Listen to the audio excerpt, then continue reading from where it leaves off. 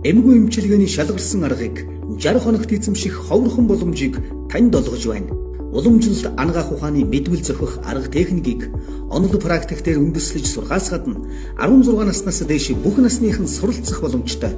Улсын хэмжээнд болон олон улсад хүлээн зөвшөөрөгдсөн албан ёсны бүртгэлтэй мэрэгжлийн үнэмлэх сертификат олгодгоорон давуу талтай. Манай хаяг Баянгол дүүрэг Гандангаас Гэсэр сүм рүү уруудах зам дагуу байрлаж байна. Харилцах утас 80 тэг 5 тэг 6 9963 5917. Бид бодит үр дүн гамлан оршихуун өвдөс бариа засал сургалтын төв. Бүгдээрээ сайн байна уу? Манай түрээ тоолоо маань жаахан эвгүй болчихсон байгаа. Тийм учраас та бүхнээсээ хөлцөлөчий. Тухгүй санагдах юм бол сөрөг комент бичлэгөө зүгээр л сонсгоо зогсоочхороо гэж хэлье. Хүн хоорондын харилцаанд итгэлцэл гэдэг зүйл бол маш чухал үүрэгтэй байдаг. Гэхдээ одоо итгэл гэдэг зүйлийн өмнө заавал нэг байх ёстой юм нь мэдээж болгоомжлол. Хүн болгонд болгоомжлох зэрэг байгаа. Тиймээс аливаа хүнтэй нөхөрлөхийн өмнө, аливаа юмыг шийдэхийн өмнө, ер нь ямар нэг асуудлыг эхлүүлэхээ өмнө заавал лавлаж эргэцүүлж үзэх хэрэгтэй. Ер нь бол болгоомжлол гэдэг нь муу санаа гэж хэлэхээсээ илүү эрүүл харилцааны нэг хэлбэр юм л та. Гэтэл ямар ч болгоомж сэрэмжгүйгээр зүгээр л нүдэн аниастай юм шиг харанхуй сохроор итгэнэ гэдэг нь ямар аюул эрсдэлд оруулж болох тухай энэ хэрэгт өгүүлэх юм.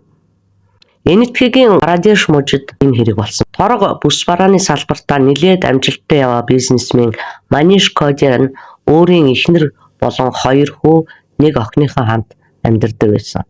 2023 оны 10 дугаар сарын 30-ны даваа гарагийг хүртэл тэдний гэр бүл дор бүртээ ажил алба хичээл сургуультай явцгаагаад амар тайван амьдардаг байсан. Гэтэл харин тэр өдөр түүний 16 настай баг хүү Кушагра Кодиан өглөө сургуультай яваад өдөр гэртээ ирчгээд дараа нь өөрийн нэмэлтээр хичээлдэг байсан төлбөртэй сургалтандаа явсан.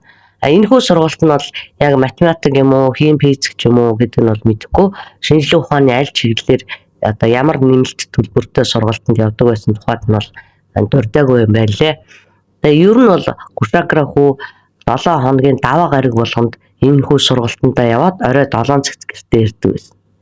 Гэвч тэр хүү 10 дугаар сарын 30-ны өдөр 7 цаг аль хэдийн өнгөрчөөд байхад гэртээ ирэхгүй байсан болохоор ээжийнхээ санаа маш их зовж эхэлсэн. Магадгүй их хүний зүүн совингоор ямар нэгэн болж гэдгийг мэдэрсэн ч юм уу, ямар ч байсан нилээд санаа зовоод хүүрүүгээ дахин залгасан боловч утас нь унтраастай. Тийм учраас маш ихээр төгшөөд тухайн сургалтын багш руу залгаж асуухад сургалт тараад гэрлүүг явсаа л гэж хэлсэн. Хүүгийнхээ найзууд руу ч бас залгаж асуусан ч мөн л түүнийг хаашаа явсныг мэдэх хүн байсангүй. Сандарсан ээж нь ажил дээр байсан нөхөр Маниш руугаа залгаад хүүгээ ирэхгүй байгаа тухайд хэлэхэд нөхөр нь хүү маань магадгүй замын төвжрэлд саатаад утасныхын цэнийг дууссан байж магадгүй.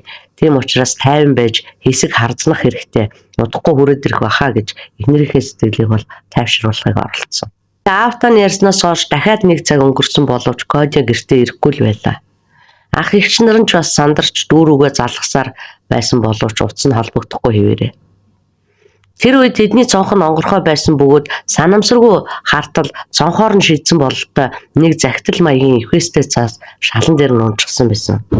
Үүнийг хараад тэд хаанаас юун цаас унаад ирөө гэж гайхаад дэлгээд үтсэн чинь дээр нь ямар нэг зүйл биччихсэн 2 хуудас байсан. Захидал бүхий хуудсыг нээгээд маш их цочирдсон. Эхнийх нь нүүрэнд болохоор би танаа гэр бүлийн амгалан тайван байдлыг алдагдуулахыг хүсэхгүй байна. Гэвч миний хийсэн мөнгийг миний хийсэн цагт ямар нэг асуудалгүй авчирч өгөх юм бол бид хүүгээ чинь тэр даруйсуулан та нарт хүрэх болно гэдгийг Аллах Акбарын нэрээр тангаргалъя. Хүүгийн чинь гар утас болон машин City Club зочдлуудлын өмнө байгаа. Танаа гэрт очиж та бүхнийг хороохыг хүсэхгүй байгаа учраас би энэ алхмыг сонголоо. Сандрах хэрэггүй Аллахад итгээрэй гэж бичсэн байв. За тэгээ 2 дахь нүүрэнд нь болохоор та бүхэн энэ тухай цагдаад мэддэхгүй байх хэрэгтэй. Би мөнгө авсны дараа хүүгээ чинь гэрлүүн явуулна. Кушаграг алга болсон тухай ах トゥ хамаатан саданч мэдэх ёсгүй. Хэрвээ тэд нар мэдэж суурах юм бол цаашид юу болохыг мэдж байгаа үстэй. Миний шаардаж байгаа 5 сая энтхэг рупи мөн $6,000 Coca-Cola-гийн уулзуур дээр шөнийн 2 цагт авчраарай. би мөнгийг хүлээж авснаас хойш 1 цагийн дараа танаа хүү гэртээ очисон байх болно гэж бичсэн байв. Аав Маниш болон түүний гэр бүлийнхэн хүүн яагаад өдөө олтол гэртээ ирэхгүй утас нь холбогдохгүй байсны учрыг сая ойлгоод маш их цочирдож айсан. Тэгээ одоо хүүгийн хулгайсан хулгайчаас айсандаа тэд энэ тухай хүнд ч хэлж чадахгүй байсан бөгөөд түүний хэлсэн рупий нь бол тэднэрт байсан боловч $6,000 нь бол байхгүй учраас тэрхүү $6,000 бол хаа нэгтэй газраас олох хэрэгтэй байсан. Тэгээд тэд нар бодсон байна л да, хэрвээ одоо энэ хүү мөнгөний төлсөн ч гэсэн хүүгийн хэрвээ амьд мэнд эргүүлж өгөхгүй байх юм бол яах вэ гэдэг асуудал бол тэднийг бол хамгийн ихээр айлгаж байсан. Хэлсэн мөнгийг нь төлсөн ч гэсэн хүүхдийн амь насыг хохироосон явдал бишгүй гардаг талаар сонсч байсан болохоор хоорондоо сайтар ярилцаж бодож үзсний эцэст ерөөсөө цагдаад мэдэгдэх хэрэгтэй маа гэж шийдээд цагдаад хандсан байдаг. 20 цаг 1 минутанд тэрхүү загтлыг гэрийнхэн цонхоор шидэгдсэн байсан бөгөөд тэд нар 21 цаг гэхэд цагдаад мэдэгдсэн байна. 30 минутын дараа буюу 21 цаг 30 минут гэхэд орон нутгийн цагдаагийн шуурхай алба тэдний гэрт ирсэн бөгөөд Лакнау хотын цагдаагийн офицерууд Манишийн гэрт ирсэн нөгөөх загтлын хуудсуудыг шалгаж гэр бүлийн гишүүдээс асууж тодруулах зүйлээ асууж тодруулсны дараа нүрдэн байцаах ажиллагаагаа эхлүүлсэн. Кушаграгийн гэр бүлийн амьдардаг байрны хамгаалтын ажилтныг байцаахад тэрхүү хамгаалтын ажилтан хэлэхдээ 19 цаг 04 минутын үед мопед унсан нэг хүн ирээд Кушаграгийн гэрт энэ захиаг оруулаад өгөөч гэж гуугаад нэг цаас өгсөн. Тэгэхэд нь бол би та өөрөө энэ захиагаа эзэнд нь оруулаад өгч болно гэж хэлэхэд бол захиаг тэдний гэрт оруулж өгөхийг бол тулгаж шаардсан. Мопед унсан хүн камерын бичлэгт өртөхгүй тулд толгойдоо каск өмсөж нүрээ альчуураар халгалсан байв. Мопедын дугаарын урдлын орны тоонуудыг хар будгаар буцсан байсан бөгөөд энэ нь бол тухайн хамгаалагчид маш ачиргалтай санагдаж байсан. Тиймээс хамгаалагч арын дугаарыг нь цээжилж авч үлдчихлээ. Ингээд түүнийг хөдөлж явангууд араас нь гарч мопедын арын дугаарыг харах гэтэл альчуураар тагалсан байхыг бас анзаарсан. Хэдийгээр одоо түүнийг харж анзаарч чадсан ч гэсэн мопед маш хурдан хөдөлсөн учраас утсаараа зургийг авч амжааг өгдгийг хэлжээ. Гэсэн ч одоо хагас дутуу 78 ED 2204 гэсэн дугаарыг нь бол цээжилж үлдснээр хамгаалагч цагдаа нарт хэлсэн бөгөөд мопедыг харах юм бол би таньнаа гэж баталж байлаа. За ингээд энэ дугаараар нь хөөсөр байгаад Рачита гэдэг эмэгтэйгийн эзэмшилд байдгийг нь бол тогтоож чадсан байна. Рачита гэдэг энэ нэрийг сонсоод Кушаграгийн гэр бүлийнхэн бол маш их цочирдсон. Учир нь тэд нар бүгдээрээ Рачита гэх эмэгтэйг таньдаг байж л дээ.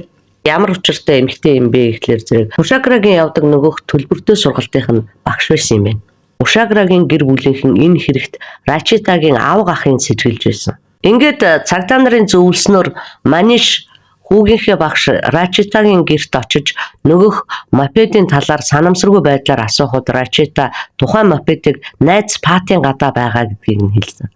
Тэгээд Патент очиход мопед тэнд байжсэн бөгөөд тэр маш их залжнаар тухайн асуудлыг өөрөөсөө зайлуулахын тулд би тийм зүйл мэдэхгүй. Гэхдээ Кушаграг хайж олоход би та нарт туслахад бэлэн байна гэж найрсгаар хэлжсэн. Ингээд цагдаа нар мөрлөх туслалцуулах нэрийдлэр Пат болон Рачита нарыг цагдаагийн газар авчирч шууд баривчилсан байна. Цагдаа нар энэ үйл явцыг нэлээд ухаалгаар хийсэн учраас Патч тэр Рачитач тэр юу болоод байгааг нь ерөөсөй ойлгоогүй. Тэдний хэлснээр л дагаж яваад одоо баривчлагдсан. Сургалтын төвийн камерын бичлэгийг нь шалгаж үзсэн. Магадгүй эндээс л одоо загтлын эзнийг олно байх гэж найдаж байсан. Уг бичлэгт Кушагра сургалтын төвөөс яг цагтаа гарч байх бичлэг нь үлдсэн байсан бөгөөд өөр нэг бичлэгт гэртээ харих замаараа биш харин огт өөр замаар ороод явж байх нь харагджээ. Хэргийн учрыг олохын тулд байцаалт явуулж эхэлсэн бөгөөд тэд асуултыг аль болохоор өөрсдөөсөө булзааруулж хэрэгт огт хамааралгүй зүйлүүдийг ам уралдан ярьж байсан. Тийм учраас цагдаа нар бол тэднийг салгаад тус тусад нь өрөөнд оруулж байцаасан. Нэг нэгээр нь байцаах үед бол Рачита улааж хэргийн талаарх үннийг шууд цагдаа нарт хэлж хэрэгээ хүлээсэн байна. Рачита бол Патаас хамааралтай байдаг гэдгээ бол тэр үед хэлсэн байна. Рачита аав ээжтэйгээ хамт амьдардаг байсан бөгөөд ээжигээ нас барсны дараа аавтайгаа хамт энд нүүж ирсэн. Түүнээс хойш нөх удалгүй аав нь ч мөн нас барсан учраас ганцаараа үлдсэн бүсгүй Патын нэг өрөг түрээсэлж амьдардаг байсан юм байна. Ингэж танилцаж найзууд болсон бөгөөд удалгүй тэдний найз нөхдийн харилцаа нь хайр сэтгэл болон хувирч гэрлэхээр шийдсэн гинэ. Гэвч тэдэнд бол гэрлэх хэмжээний мөнгө хөрөнгө юу ч байсангүй. Пат бол мөрөөдөө тоглоом маш их тоглодог. Тийм учраас мөрийн их хэмжээний бооцоо алдаж өрөнд унчихсан залуу ижилтэй. Найз залууга өрнөөс гаргаж мөн бал сараа тэмдэглэхийн тулд Рачита Кушаград төлбөртэй хичээл заадаг болсон юм байна. Үүдэн багшлах замаар тэдний гэр бүлийнхэнтэй маш дотн харилцаа тогтоож итгэлийг олж чадсан. Кушаграгийн гэр бүлийнхэн ч гэсэн Рачитаг өөрийн гэр бүлийн гишүүн гэж үздэг болсон бөгөөд сургалтын хугацаа дуусах амралт нь эхэлчихсэн байсан ч гэсэн Рачита бол тэдний гэрт дуртай цагтаа зочилж очдог байсан гинэ. Тус хэрэг болохоос 2 жилийн өмнөөс Рачита хүүд багшилж эхэлсэн байдаг. Нэг ясандаа 2 жилийн хугацаанд харилцан итгэлцэж байсан хэрэг л дээ. Энэ явдлаас мөн 2 сарын өмнө Кушагра хүү 16 нас хүрч төрсөн өдрөө тэмдэглэсэн бөгөөд тэр үдшилэг дээр Рачита өөрийн найз залуу Патига дагуулж очсон юм байна. Ер нь бол ийм л дотн холбоотой багш байж. Алдартай бизнесмений хүүгийнхэн төрсөн өдөр бол маш их өргөн дэлгэр болж олон ч хүн зочлоо очсон. Энэ сүр жавхлантай үдшилэгт очсныхаа дараа гэртээ ирсэн хойно Патад бохир залжин санаа төрсөн бөгөөд энийгээ бол найз бүсгүүдэд илэн далангүй хийлж хурдан хугацаанд их мөнгөтэй болох найдвартай арга гэж найз эмэгтэйгээ ятгах чадсан байна. Тэг нэг шөнийн дотор төрсөн энэ санаагаа хэрэгжүүлэхийн тулд тэд бол 2 сарын турш төлөвлөгөөгөө зохиож боловсруулсаар ажил хэрэг болгосон энэ байж л дээ. Ер нь тэгээд хялбар мөнгө олохыг хүссэн хүний яарсан шийдвэр нь дээдэргүй сохорсон төөрөгдөл байдаг нь бол гарцаагүй үнэ.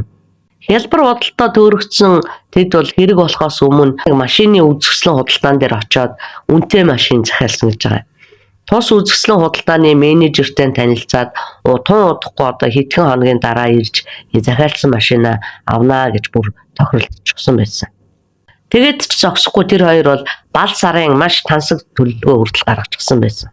Энэ бүхнээс үзэхэд бол өөрсдийнхөө төлөвлөж байгаа хэргийг маш амжилттай төгснө гэдэгт бол тэд нар бүр итгэжсэн байсныг бол харуулж байгаа биз. Үнэгүй юм хулганы хавханд л байдаг гэдгийг мэддэггүй хүмүүс яаж нэг нь багшлаад нөгөө мөрөөдөө тоглож чадчихсан болоо гэж бол гайхмар санагдаж байгаа. Мөрөөдөө тоглоом гэдэг чинь тооцоол байгаа шүү дээ. Тэгээд энэ хэрэгт оролцсон бас нэг хүн нь бол Кушаграгийн гэрт захидал хүргэж өгсөн Ариан Гупта гэдэг хүн байсан. Тэр бол бас л нөгөө хувилдагчтай нэг. Кушагра хүү бол Ариан Гуптаг багшийнхаа найз гэдгийг нь мэддэг байсан бөгөөд гэрлүүгээ явах замаараа өөрийг нь гэрийнх нь гадаа буулгаад өгөөч гэж гуйхт нь бол Кушагра түүний гуйлтыг зөвшөөрч гэрийнх нь гадаа буулгасан. Гэтэл Ариан түнд бол гэрлүү нь хаант орж нөхөтөө ундаа уухыг санал болгож яан зүрээр ятгаж гуйсны эцэст бол арайхаж байшинд оруулж чадсан юм байна. Түүнийг ороход бол гудас тавьсан дэлгүүрийн арын жижигхэн өрөө байсан бөгөөд гадаах камерын бичлэгт тэр хоёрыг дэлгүүр рүү орж байгаа нь бол бичигдэж үлдсэн байна. Үүнээс хэсэг хугацааны дараа Пат тэдний хойноос орж байгаа нь бас харагддаг. Пат өрөөнд орж ирмэгц Кушаграгийн аманд нь давууж ихэж хөл гарыг нь хүлсэн гэдгээ хэлсэн байна. Тийм учраас цагдаа нар хүүг яаралтай суллахаар Кушаграгийн байгаа газар буюу дэлгүүрийн өрөөний цоочтой хаалгыг арайхиж ивдээд орсон. Тэднийг ороход бол хүүгийн гар хөлийг нь хүлж аманд нь алчуурч гисэн хэвээр хоолойг нь олсоор дүүжлэн амийн аль хэдийн хөнөөж өгсөн байсан. Ингэж өөрийг нь гэр бүлийн гишүүнэ гэж хүндэлдэг гэр бүлийг хүн ёсоор хариу хүндлэхийн оронд зүгээр л сургалтын төлбөрийн мөнгө гэж хардаг байсан багш нь гинэт баяжих хүсэлтэд хөтлөгдөж хөөхий 16 настай хүүгийнх нь амь насыг өгсөн хувилдаж хөнөөсөн байлаа. Эхэндээ энэ хэргийг цагдаа нар хайрын гурвалжин гэж үзхийг оролцсон байна. 26 настай Пат өөрийн найз эмэгтэйгээ 16 настай залуу шавьтай нь хардаж атаархсан энэ хэргийг үйлцэн гэдэг таамаглал гаргаж ирэхийг оролдож байна. Гэвч ямар ч талаар 16 настай Кушагра болон Рачита хоёрын дунд хайр сэтгэлийн өчүүхэн шинж тэмдэг улмөр байсангүй. Тэднийг хоорондоо холбоогүй байсан талаар хангалттай нотлохоо гарч ирсэн. Цаг хугацаанд олдсон энэхүү үнэн талигач Кушагра хүүг нэр хүндгүй гутамшигт цуурхлын золиос болж үлдэхээс цаг тухайд нь аварч чадсан. Хэрэг багштайгаа холбоогүй гэдэг нь цагаа олж илрээгүй байсан бол энтгэх шиг мунхарсан боловсралгүй ард түмэнтэй улсууд бол хөөрхөн эцэг их ах дүүс нь бол амьд явхад ч бэрх болж үлдэх байсан баг л та. Хүүг хулгайлсан хэрэгтнүүд зөвхөн хүүгийн арга гэрээс мөнгө салгахын тулд л одоо ийм төлөвлөгөөг боловсруулсан юм бол заавалчгүй одоо хүүгийн амь насыг хөнөөх ямар хэрэгтэй байсан юм бол? Яагаад заавал алах хэрэгтэй гэж бодсон юм бол? Энэ нь одоо сонсогч та бүхнийг ч гэсэн гайхахад өргөж байгаа байх л да. Гэхдээ сэтгэлгүй мунхаг хүмүүсийн хувьд бол маш амархан тайлал юм. Тэд эцэг эхээс нь авах ёстой мөнгөө авсны дараа хүүг суллаа гэж бодоход гушаагаараа тэднийг таньдаг байсан учраас маш хурдан илчлэгдэнэ. Тиймээс одоо бал сараа тэмдэглэж жаргах замдаа хүрэлгүй баригдана гэдэг нь тодорхой учраас хүүгийн амь насыг иймхэн шалтгаанаар золиосонд гаргасан баг. 3 яллагдагчийг шоронд хорогдож байхад хүүгийн гэр бүлийнхэн тэдэнд цаазаар авах ял өгөхийг шаардаж байлаа. Хүүгээ харамсалтайгаар алдаж сэтгэлээр цөхөрсөн ээж нь тэдний одоо хоригдох ялыг бол хүлээн зөвшөөрч хизээж чадахгүй байсан мэдээж. Эцсийн эцэст хамгийн одоо харамсалтай үнэн нь бол хүүгийнх нь багш төдий удам судар зан арын шингийн сайн мэдхгүй харилцааныхын дунд олон жилийн нөхрөл итгэлцлийн түүх байхгүй тийм эмэгтэйг өөрийнхөө охин шиг бодож одоо итгэлцлийн орон зайг хэтрүүлэн үнэлснийхээ улмаас одоо хайрын сайхан хүүгээ алдахад хүрсэн нь бол үнэхээр харамсалтай бөгөөд үнэн явдал юм. 2 жил бийсээ мэддэг хүмүүс битгий хэл 20-30 жил нэг догооноос хойллож нэмхэн хүнжлөө хуваасан хүмүүс хүртэл ямархан одоо хорон санаа өөрлөж байдгийг өдийн насал төдий олныг сонсож дуулсан хүмүүс ухаарч болгоомжлоог нь бол үнэхээр одоо харамсалтай. Ер нь миний бодоход бол гинтхэн дотсонцоод гинтхэн налсгээд ирсэн хүмүүс бол цаанаа л нэг явуургүй эвгүй байдаг гэдгийг энэ хэрэгээс улбаалan сонсогч та бүхэндээ сануулхад илүүдэхгүй зэ. Миний зүгээс бол энэхүү харамсалтай хэргийг бол ингэж л харж байна. Та бүхний хувьд одоо үүнийг сонсоод ямар санаа бодол төрж байгаагаа комент хэсэгт бичиж үлдээгээрэй. Сувгийг маань байнга сонсдог олон сонсогчдоо маш их баярлж байдаг. Дахин хэлье. Санаа бодлоо хуваалцаж байгаарай. Баярлалаа. Баяртай.